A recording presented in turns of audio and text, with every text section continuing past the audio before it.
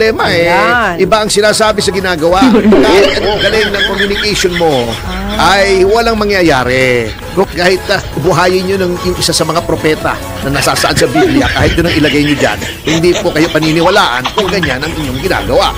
Gumawa ka ng mabuti, yun ang pinakamadaling i-communicate. Oo. Kung ang tingin ng mga tao, hindi ko sinasabing totoo, but perception is reality sa politics. Yung tingin ng mga tao, sinungaling ka.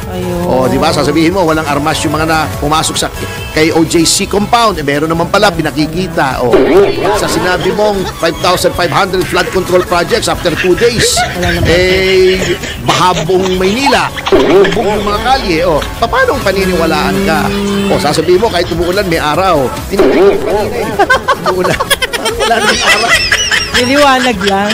Ano ba yan? Bago ipunin yung tubig ng baha, mahirap tatanim lang, inaani na. Malabo yung mga ganong statements. Pero attorney, maganda yung sasabi mo. Lalo na pag dep-dep. Ayan. Ano yun? Laglag na naman. Pag ganun ka, pag Dan Fernandez ka, Google mo Dan, GMD. Dep-dep talaga. Ambot sa imo, attorney, oy. Bago ganun pa siya. Galing talaga. Ganun pa. Hindi, kasi ganito yan, nais kong i-congratulate si Pangulong Marcos. Tayo naman dito Ay, talaga? Tayo naman dito patas, At alam nyo, di ba meron tayong laging pinupulaan dito. Yan. Na iyan ay yung si Secretary J. Ruiz. Sorry kahit kaibigan natin yan, ay lagi nating pinupulaan kasi nga nagkaroon siya ng kontrata sa gobyerno. Di ba? Kailan lang yata? Kahapon lang yata o ng isang araw. Sabi natin, di ba may kontrata siya sa gobyerno? Sabi ko, mahirap sa isang sekretary, lalo na communications office pa, na dapat kino-communicate mo yung achievements ng Pangulo. Para hindi bumabagsak ang popularidad ng Pangulo. Ang unang-unang trabaho mo, unang-unang araw mo sa trabaho, dinidepensa mo yung sarili mo sa halip na idepensa ng Pangulo. Dahil yung mga daan-daang milyong pisong kontrata sa gobyerno. Parang conflict of interest yan.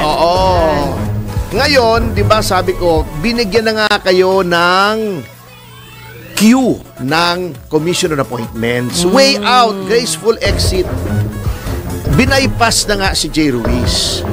Parang sinasabi sa inyong, boss, eto na pagkakataon mo na malusutan mo yung problemang yan. Na may baggage yung iyong PCO chief. Ang bago, nire-appoint pa rin. So sabi ko, hindi naman nakakuha yung kumbaga sa kwan, hindi mo nakuha yung signal.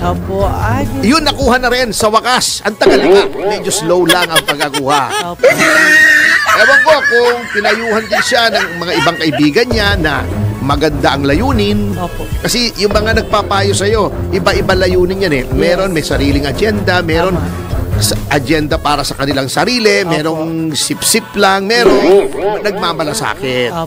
Hindi naman siguro siya nakinig nitong yes, kaya sinunod niya yung payo natin, di ba? Natin. Kasi, hindi naman siguro siya makikinig ng yes, Topacio kasi masisira araw niya pag nakinig siya dito. Di ba? Iba na ang tumatayo ngayon na iba na. Secretary ng Presidential Communications Office. At ang pumalit ay etong isang taong nangangalang Dave Gomez na isang veteranong journalista. Naging communications executive at ito ay matagal na rin sa gobyerno. Yan. Ito pala ang background nitong si Dave Gomez. 11 years siyang reporter ng Philippine Star. So, legitimate na journalist. Yan. Ngayon, from Philippine Star, siya ay pumunta sa pribadong sektor at siya ay naging opisyal ng isang private PR firm na Leo Burnett Manila. Ano to? Multinational na PR firm to. Corporate ito, corporate. Yan. Later, siya ay naging Director General of the Philippine Information Agency ng gobyerno rin. Yun. Okay yun.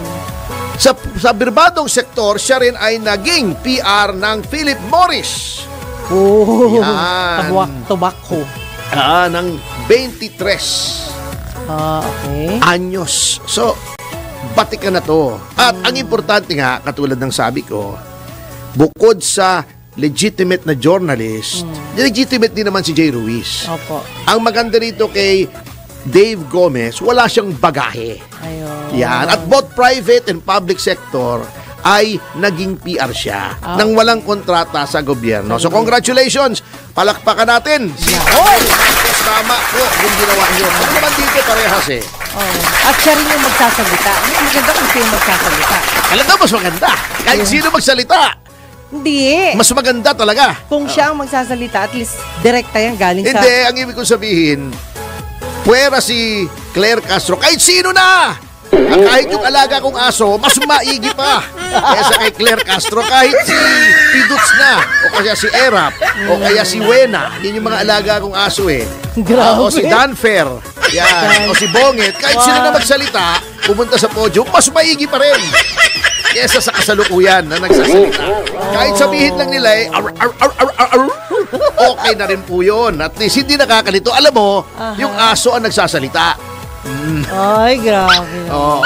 Si Jay Ruiz naman ay hindi naman todong wala sa gobyerno. Andiyan pa rin. Siya ay ginawang miyembro ng board ng MECO.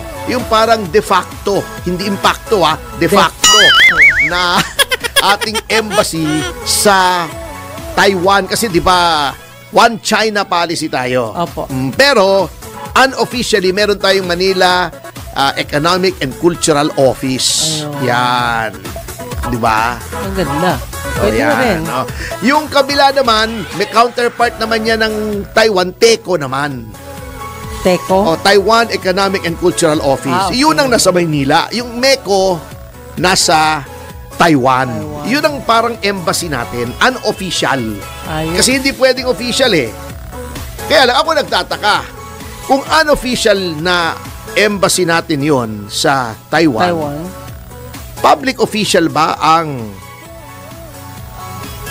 mga nasa MECO? Yun lang ang aking iniisip Dapat, alam nyo, alamin natin. 5 beses na palang nagpapalit. Parang musical chairs, parang yung trip to Jerusalem. Papalit-palit. Ito, Presidential Communications Office. Yan. Okay. Ang unang-una, syempre, yung kaibigan natin, si Trixie Cruz Angeles. Ayan. Na taga dito sa DWIC dati, sa Carambola. Pagkatapos, after 3 months, naging si Cheloy Garafil, si Atty. Cheloy Garafil. Kaibigan din natin yan.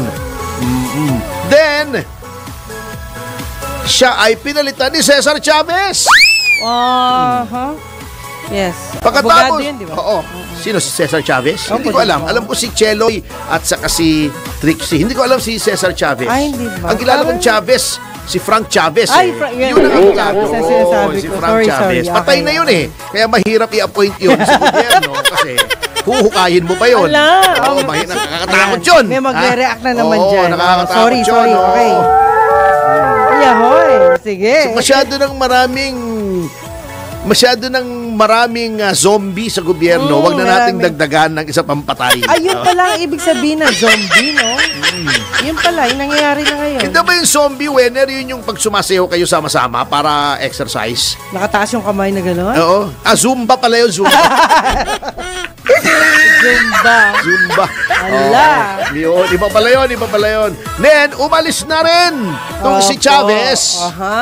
At pinalitan nga ni Jay Ruiz. Okay. Na nagkanda, loko-loko naman ang appointment sa kontrobersiya.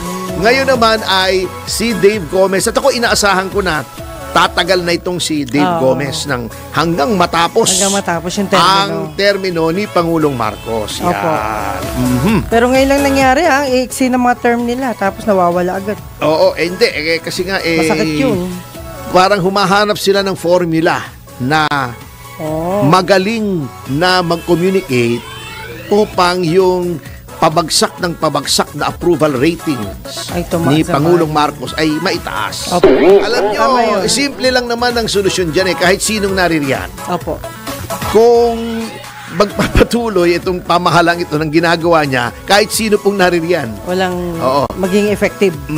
And my hindi, kahit buhayin nyo yung isa sa mga propeta na nasasaad sa Biblia, kahit yun ang ilagay nyo dyan, hindi po kayo paniniwalaan kung ganyan ang inyong ginagawa. Anyway, congratulations kay Secretary Dave Gomez. Yeah. Oo. How young is he? Hindi nakalagay dito. Hindi, wala namang wala namang issue yung age. Yeah. Age does not matter, sabi nga ni Mm. ang pangalan nitong yung nasirang DFA secretary natin, si Carlos Romulo. Yeah. Yes. Age does not matter daw as long as that matter does not age. Hindi ako nagsabi noon, ha? Tama yan. Si dating Foreign Affairs Minister Carlos P. Romulo, alam mo magaling yan, ha? Oh. Si Pangulong Marcos Sr., Senior. Yes. For all his faults, ang galing niya na Communication. pumili ng mga miyembro ng gabinete. Ang gagaling ng gabinete. Sa kanya nang galing pala yun? Sino? Si, Romulo? Oo. Hindi, sabihin yung suggestion, di ba? Sorry. Hindi, yung suggestion para dun sa gabinete, sa kanya nang galing. Kay Romulo? Opo. Hindi. Si Marcos Sr. ang nag-appoint ng gabinete. Okay. Patay na si Romulo that time. Noong panahon ni Ferdinand Marcos Sr. Oo, ang sinasabi ko, ang gagaling ng gabinete, Cesar Virata. Yes. Hanggang ngayon, kinikilalang eksperto sa economics. Opo. Blas Ople. Yan, okay yan. Agriculture, Bong Tangko. Ayan, Communications, Greg Sendanya. Sendanya. Biro nyo, siya yung nag-compose ng bagong lipunan song. May bagong silang. Yun. Asa kayong mabuhay, mabuhay, mabuhay ang Pilipino. Diba? Ang galing ng communicator. Sa kayong ang utang ay dapat bayaran upang tayo ay pagkatiwalaan. Sa kayong ang famous, sa ikaw uunlad ng bayan, disiplina ang kailangan. Oh, yeah. Diba? Ang galing ng mga naisip nila. ng mga naiisip. Ngayon, very empty ang mga slogan Bagong Pilipinas. Di ba? Bagong luma. Bagong Pilipinas, bagong ano yun? Ano yun? Bagong Pilipinas, bagong ano? Ano yung sinasabi? Bagong buka. Oo. Bagong buka. Paano magiging bagong muka? Ang nakikita luma ko, na. mukha ni De Lima, bagong muka ba yun? OMG. Bakit kaya naging bagong mukha yun? Hindi, ba't di na lang natin tulungan, sir? Ano ba yung Si De Lima? Hindi. Ano magagawa natin sa mukha niya? Paano matutulungan yun? Hindi, sabihin, yung communication natin medyo may problema. So, ano ba yung mga, sa tingin mo, ay best solution for that, sa ating Pangulo? Sayang naman kasi, di ba, may Hindi ko naman trabaho, hindi naman ako busy. suggestion lang. Ha? Gumawa ka ng mabuti. Yun ang pinakamadaling i-communicate. Ayun. Oo. Yan.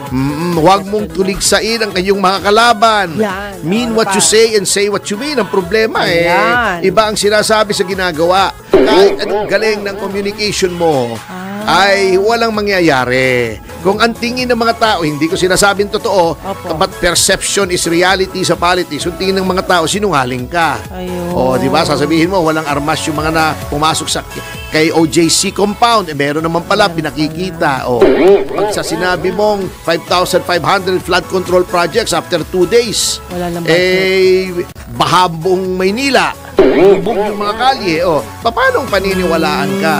O, sasabihin mo, kahit umuulan, may araw. Tinitingnan ko kanina umuulan. Parang wala nang araw. Niliwanag lang. Pero walang araw, no? Nahihilo.